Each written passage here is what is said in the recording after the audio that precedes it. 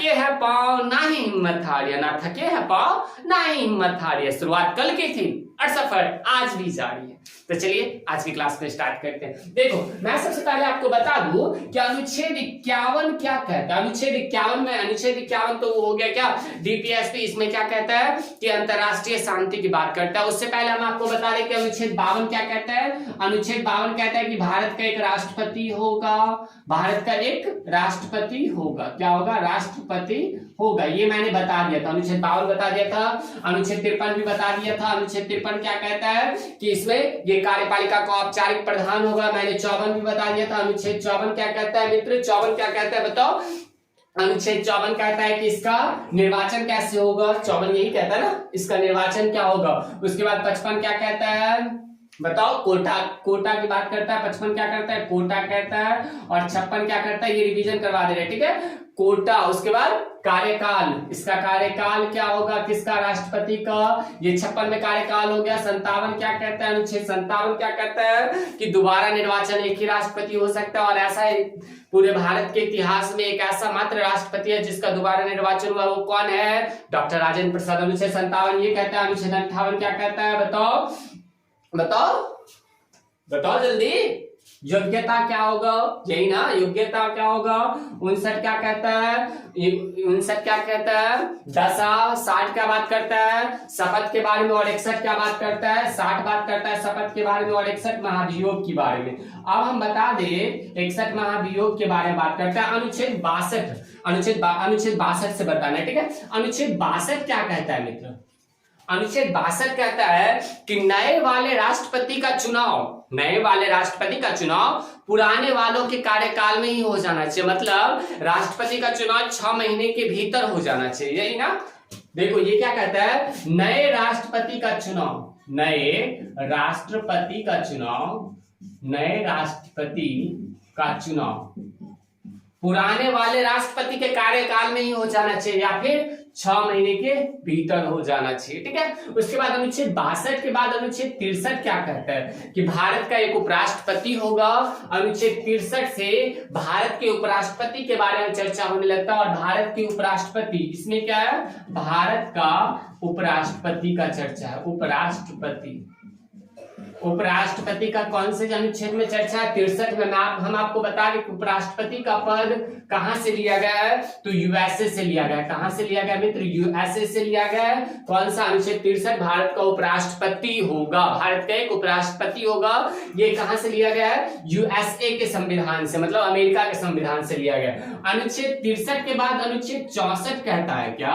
अनुच्छेद 64 कहता है क्या? ये सभापति होंगे। सभापति किसका?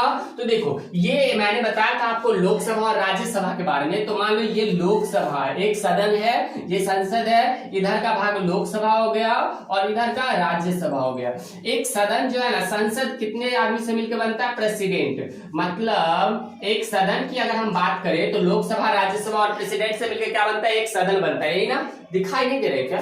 कट रहा है, कट रहा है, कट रहा है। चलो कोई दिक्कत नहीं है, आप समझ जाओ क्या लोकसभा और राज्यसभा से मिलकर क्या बनता है, और एक प्रेसिडेंट से मिलकर संसद बनता है, ठीक है। तो हम आपको बता दें लोकसभा में अध्यक्ष होता है, जबकि राज्यसभा में क्या होता है? सभापति होता है। राज्यसभा का क्या होगा? अनुच्छेद 64 में वो सभापति होगा। क्या होगा मित्र? सभापति होंगे। कौन?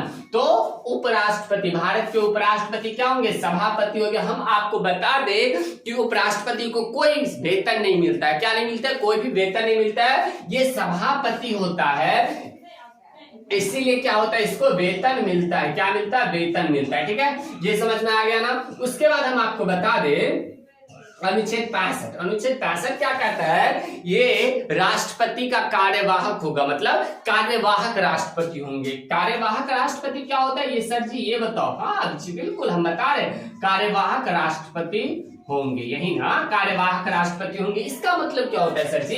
तो ये बताओ, कार्यवाहक राष्ट्रपति कभी आपने देखा है कि क्लासेस में जब टीचर लोग नहीं रहते तो मॉनिटर पे क्लास छोड़ दिया जाता है, तो वो जो मॉनिटर होता है वही कार्यवाहक होगा। देखो राष्ट्रपति का पद ना भारत में बहुत ही इंपॉर्टेंट है, उसको खाली नहीं रखा जा सकता है।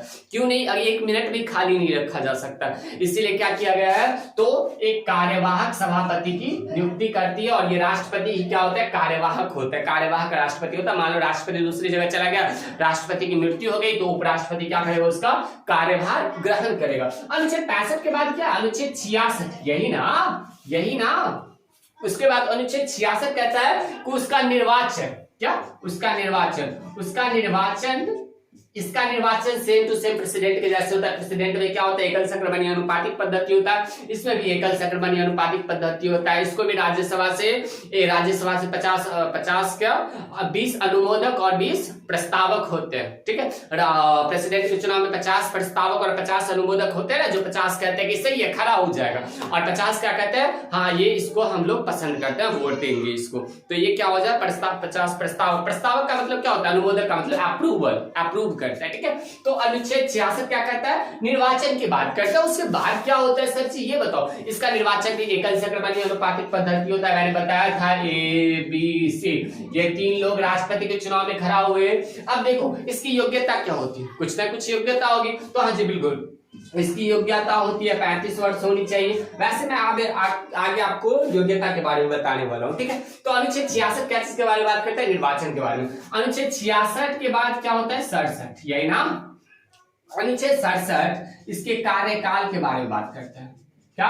कार्यकाल, क्योंकि इसका भी कार्यकाल होना चाहिए ना, इसका तो कार्यकाल होगा, तो इसका कार्यकाल कितना होता है? इसका भी कार्यकाल 5 ईयर का होता है। कितने ईयर का? 5 ईयर का होता है, ठीक है। तो ये समझ में आ गया। उसके बाद हम आपको बता रहे कि 68 क्या कहता है? इसका चुनाव, मतलब क्या? नए राष्ट्रपति का चुनाव यथासंभव, उपराष्ट्रपति का यथासंभव समय में हो जाना चाहिए, यथासंभव समय में हो जाना चाहिए।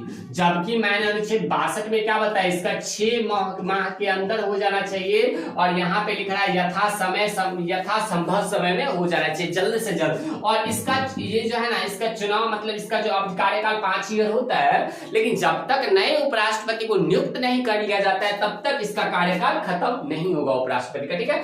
अनुच्छेद 68 के बाद आता है अनुच्छेद 69। अनुच्छेद 69 क्या कहते हैं? शपथ के बारे में बात करते हैं। क्या? शपथ के बारे में बात करते हैं। इसका शपथ कैसे ग्रहण होगा? तो इसको शपथ कौन दिलाएंगे? सुप्रीम राष्ट्रपति खुद दिलाएंगे। जबकि राष्ट्रपति को शपथ कौन दिलाएगा? तो हाईकोर्ट के जज, हाईकोर्ट के वरिष्ठ जज दिलाएंगे। इतना समझ में आ गया ना। अब चलो आगे बढ़ते हैं। आगे बढ़ने का हमको क्या मिलता है? देखो यहां तक हमारा क्या हुआ, तो राष्ट्रपति और उपराष्ट्रपति खत्म हो गया। अब हम आपको बता देते हैं कि राष्ट्रपति का चुनाव कैसे होता है और कैसे क्या होता है।